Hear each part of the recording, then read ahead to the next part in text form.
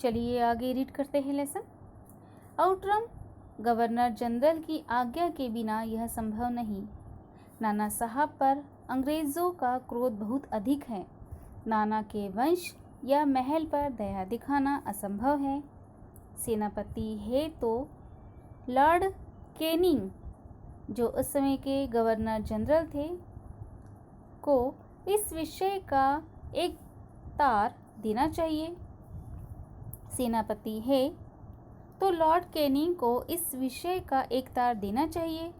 Outram, आखिर आप ऐसा क्यों चाहते हैं? हम यह महल विध्वंस किए बिना और नाना की लड़की को गिरफ्तार किए बिना नहीं छोड़ सकते। सेनापति है मन में दुखी होकर वहाँ से चले गया। सेनापति है मन में दुखी होकर वहाँ से चला गया। इसके बाद जनरल आउटरम ने नाना का महल फिर घेर लिया। महल का फाटक तोड़कर अंग्रेज सिपाही भीतर घुस गए और मैना को खोजने लगे, किंतु आश्चर्य है कि सारे महल का कोना कोना खोज डाला पर मैना का पता नहीं लगा।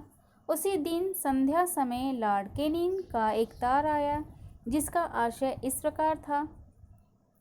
लंदन के मंत्रिमंडल का यह मत है कि नाना का स्मृति चिन्ह तक मिटा दिया जाए, इसलिए वहाँ की आज्ञा के विरुद्ध कुछ नहीं हो सकता।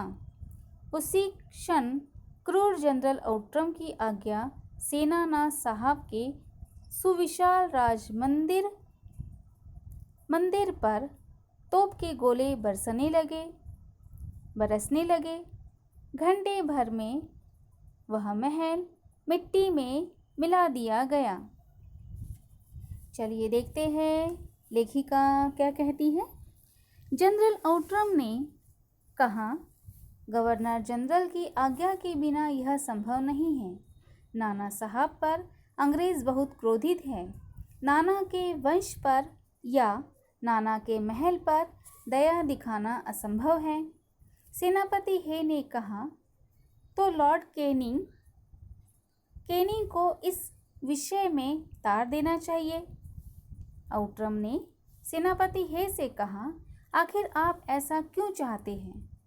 आउटरम ने कहा, हम इस महल को नष्ट किए बिना और नाना की बेटी को गिरफ्तार किए बिना यहाँ से नहीं जा सकते।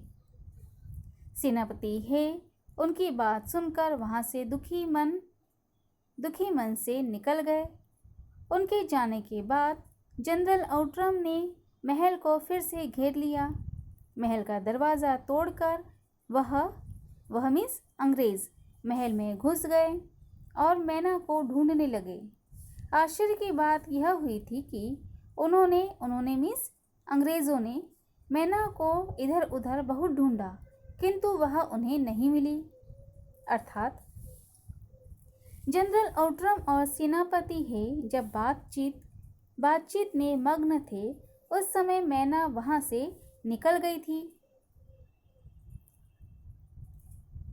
मैना वहाँ से निकलने के बाद अंग्रेज़ों ने उन्हें बहुत ढूंढा पर वो वहाँ नहीं मिली। उसी दिन शाम के समय लॉर्ड कैनिंग का तार आया।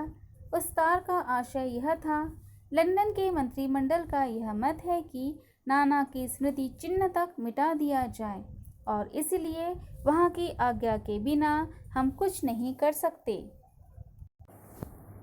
उस तार का आशय पढ़कर जनरल आउटरम ने अपनी सेना को आदेश दिया और नाना साहब के महल पर तोपें बरसने लगी। 1 घंटे में ही नाना साहब का महल नष्ट हो गया।